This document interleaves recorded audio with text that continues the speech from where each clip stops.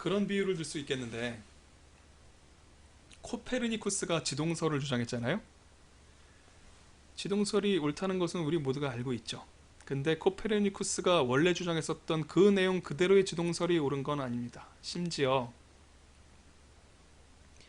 프톨레마이오스의 천동설이요, 우리가 관측하는 눈에 보이는 큰 행성들 있잖아요. 수성, 금성, 목성, 토성, 이 주요한 행성들의 움직임을 예측하는 거요. 몇 월 며칠 몇 시에는 이 별이 어디까지 가 있을 것이다. 그걸 예측하는 능력이 프텔로 프톨레마이오스의 천동설에 의한 예측이 한동안 코페르니쿠스의 지동설보다 훨씬 정확했습니다. 이상하죠? 왜냐하면 비록 잘못된 전제에 근거하고 있었으나 지구가 멈춰 있고 모든 다른 태양을 위시한 모든 천체들이 지구 주변을 돌고 있다고 생각했으나 관측 사실에 맞추기 위해서 수없이 많은 전제와 가설들을 집어넣은 거예요. 주전원이니 뭐 에피사이클 이런 이야기들 정말 많이 나오는데, 온갖 이상한 가설들, 보조 개념들을 집어넣어서 어쨌든 관측 사실과 맞도록 끼워 맞춘 겁니다. 반면 코페르니쿠스의 지동설은요,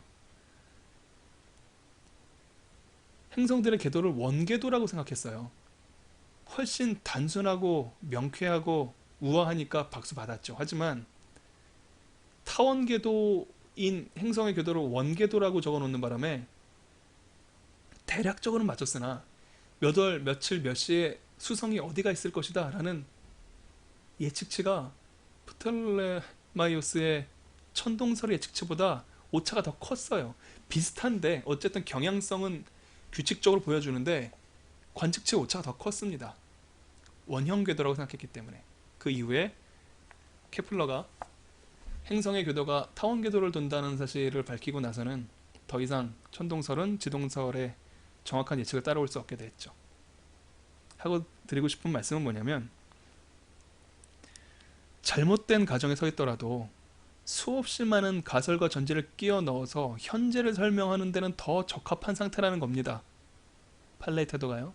그리고 우리 대상적격설의 설명이 이쯤 되면 정말 완벽해지기 전에는 틀을 고치려는 노력을 하지 않는 것이 더 현명할 수가 있다는 걸 우리가 모두 생활의 지혜로 알고 있잖아요.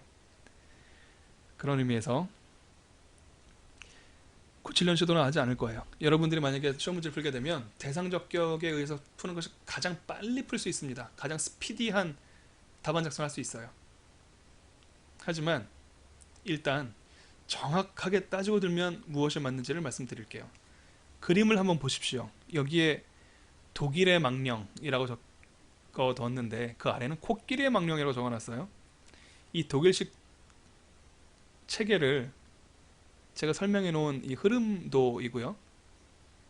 그거를 원고적격설과 본안 요소설이 각자 코끼리를 더듬은 다음에 이건 기둥처럼 생겼다, 뱀처럼 생겼다, 뭐 이런 이야기를 하고 있는 겁니다. 한번 흐름을 한번 보세요. R은 rates 권리고요. VA는 Verwaltungsakt 행정행위고요. SN은 Schutznorm 보호규범입니다. 이 내용들을 보시면서 한번 내용들을 예측해 보십시오. 독일 행정쟁성법 체계를 말씀드리겠습니다. 국회, 회라고 적은 건 국회예요. 행정부입니다. 그리고 시민, 갑입니다. 국회는 슈츠노름, 보호규범을 제정합니다. 법이에요. 이 법은 이중적 성격을 가지고 있습니다. 하나는 행정청에 행정행위의 권한을 수권합니다. 하지만 마음대로 하라는 얘기는 아니죠. 당사자한테 최소한의 피해가 가게끔 조심해서 하라라는 취지의 제약 규정을 두게 되어 있어요. 그러니까 당사자는 그 법이 정한 당사자의 보호 의미, 거기서 rights, 주관적 공권이요, 권리를 획득하게 됩니다. 그러니까 보호규범은 당사자에게는 권리를 부여하고요, 주관적 공권을 부여하고요, 행정청에는 행정행위의 권한을 수권합니다. 그러니까 보호규범이란 법률이다 라고 생각하시면 되겠어요. 예를 들어 아까 휴브 글로벌에 관한 동영상을 보셨잖아요. 국회는 유해 화학물질 관리법이라는 법을 제정해요. 그러면 행정청에게 불사는 어쨌든 산업에 필요한 물질입니다. 그러한 물질을 다룰 수 있는, 생산과 관리를 할 수 있는 공장을 설립 허가하거나 영업 허가의 연장을 시켜주거나 그런 권한을 수권을 해요. 동시에 인근 주민들한테 피해가지 않도록 반드시 시설 개선 명령을 할 것이며, 문제가 있으면 정기 검사를 할 것이며, 이런 의무를 부여한단 말입니다. 그 의무를 부여하는 조항에 의해서 그런 의무를 왜 이행하지 않았니? 그런 의무를 이행하는 것은 나의 권리야 라고 주장할 수 있는 보호 규범이 생긴다는 거예요. 국회가 법을 제정했습니다. 그것이 보호 규범이 됐고요. 그 보호 규범에 의해서 Verwaltungsakt, 행정행위의 권한이 수권되고 시민에게는 권리가 부여됩니다. 하나의 보호 규범은 권한 부여와 권리 부여의 이중적인 성격을 가지고 있습니다. 그렇다면 그 권리가 독일식으로 하는 건다고 말씀드렸잖아요. 침해되었다. 하나의 법 규범에 의해서 행정 행위의 수권이 되었고 그 수권의 주의사항, 당사자의 권리도 보호하라라는 이 보호 규범의 정신에 따라서 나의 주관적 공권이 침해되었다라고 주장을 하잖아요. 법원에 가서 이 법원의 문턱을 넘어야죠. 그래야 소송 본안 판단 받을 수 있을 거 아닙니까? 법원에 들고 갑니다. 권리 침해를 당했다라고 주장을 해요. 그러면 법원은 그 권리의 근거가 된 보호 규범을 해석해 봅니다. 그래서 그 보호 규범을 해석해 봤더니 그 법규가 당사자의 권리 의무를 보호하도록 제정된 것이다 라고 생각을 하면 당사자의 주관적 공권이 있는 거죠. 당사자 주관적 공권이 있는데 그 침해에 주장을 하면 일단 받아줘요. 진짜 있는지 안 있는지는, 그래서 진짜 침해가 되었는지 안 되었는지는 본안에서 판단합니다. 이게 민사소송의 대원칙과 일치한다고 말씀드렸어요. 그러니까 당사자는 국회가 제정한 보호규범에 의해서 주관적 공권을 부여받고 그 침해 주장을 함으로써 원고 적격을 인정받습니다. 본안 판단에 들어가요. 그러면 어떤 일이 생기느냐면 권리 침해가 인정됩니다. 그 권리 침해는 역시 두 가지 효과를 동시에 병유하게 돼요. 어떤 것이냐면 행정청의 해당 행정행위는 보호규범을 위반한 행위가 됩니다. 따라서 수권의 취지를 따르지 않은 거죠. 해당 행정행위는 위법하게 됩니다. 그러니까 권리침해란 보호규범 위반이면서 해당 행정행위를 위법하게 만드는 힘이 있고, 그것은 당연히 해당 보호규범이 인정하는 당사자의 주관적 공권을 침해하게 만드는 의미가 있어요. 이렇게 되면 당사자는 승소를 하게 되고 해당 행정행위 Verwaltungsak트는 취소됩니다. 111이라고 적은 것은 추상적으로 그렇다는 얘기가 아니라, 예를 들어 유해화학물질 관리법이 과수원을 운영하고 있는 휴브글로벌 옆에서 과수원을 운영하고 있는 갑이라는 사람한테 시설 개선 명령 신청권, 시설 개선 명령 청구권이라는 주관적 공권, 특정한 청구권이라는 뜻으로 원이라고 적어드렸어요. 그러면 시설 개선 명령을 할 수 있는 권리를 부여를 했죠. 그리고 그 보호규범의 침해, 보호규범이 인정하는 권리의 침해를 주장해서 원고 적격 인정받았습니다.